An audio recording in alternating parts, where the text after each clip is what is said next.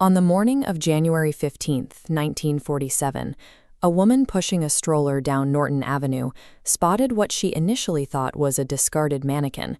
It was actually a bisected, drained human corpse, left out in the open in a vacant lot in Leimert Park. The victim was 22-year-old Elizabeth Short. Within days, newspapers had branded her with a nickname pulled straight from a Raymond Chandler movie marquee, the Black Dahlia.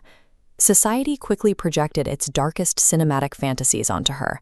The press molded her story into a narrative of a seductive, aspiring actress, navigating a dangerous underworld, ultimately murdered by a brilliant serial killer or a mob hitman. Most of that legendary narrative is false. This fiction actively derailed the 1947 police investigation. By chasing a movie character, detectives were blinded to the actual forensic evidence left at the scene. They spent decades looking past the most geographically obvious suspect. Elizabeth Short grew up in the shadow of the Depression, spending her adult life drifting between temporary addresses while struggling with severe asthma. She lived in extreme poverty. Her teeth were so badly decayed she had to plug the cavities with candle wax. And she had never fully recovered from the trauma of losing her fiancé, a military pilot who died in a 1945 plane crash. In 1947, 4 competing Los Angeles newspapers needed to sell copies. They manufactured a femme fatale to fit the crime, going so far as to call Short's mother and pretend her daughter had won a beauty contest to pry personal details from her before breaking the news of the murder.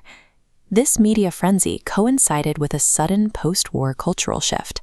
Men were returning from the Pacific, and women who had found independence in the wartime economy were facing intense societal pressure to return to traditional domestic roles.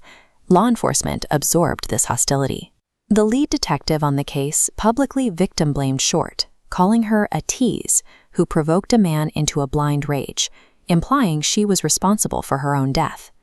The sensationalized headlines generated a chaotic flood of tips. Police waded through more than 500 false confessions from people seeking attention.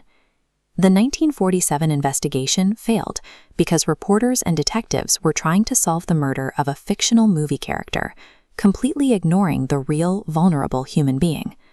Contemporary forensic analysts categorized the bisection as the hallmark of a singular lust murder, a crime so intense and psychologically draining that the perpetrator rarely continues as a serial killer.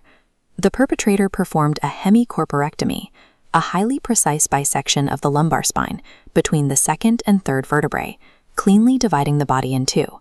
The corpse was also completely drained of blood. Washing and bisecting a body requires exceptional surgical skill. It also requires a highly secure, private location equipped with heavy drainage, like a deep bathtub or a specialized medical table. This map shows the 1940s street layout of Leimert Park. When a killer has to dispose of a body in an exposed, highly vulnerable manner, geographic profiling dictates they operate within a very tight, familiar radius from the drop site. Decades later, research uncovered Dr. Walter Bailey, a man whose home stood exactly 1 block away. Before his decline, Dr. Bailey was a highly skilled surgeon and a former chief of staff at the Los Angeles County Hospital. In January 1947, Bailey was suffering from a severe brain lesion that was causing his personality to rapidly unravel. Even more tragically, he was grieving the sudden loss of his own son, who had recently been killed by a truck. Elizabeth Short was homeless at the time and known to approach strangers for help. She frequently told people a fabricated story about losing a child to gain sympathy and a warm meal.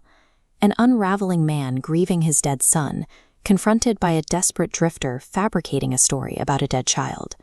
Combine that psychological trigger with extreme surgical expertise and a secure location 1 block from the crime scene, and the resulting suspect profile is far more credible than any Hollywood serial killer myth. The LAPD missed Dr. Walter Bailey in 1947 because they were looking for the wrong profile.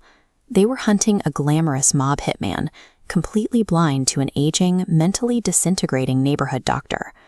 Modern investigators look at the evidence and see a tragic, isolated intersection between a highly exposed, vulnerable drifter and an unstable medical professional. Yet the true crime industry has spent decades perpetuating the sensational Dahlia myth, continuing to profit off the fictionalized destruction of a young woman's reputation.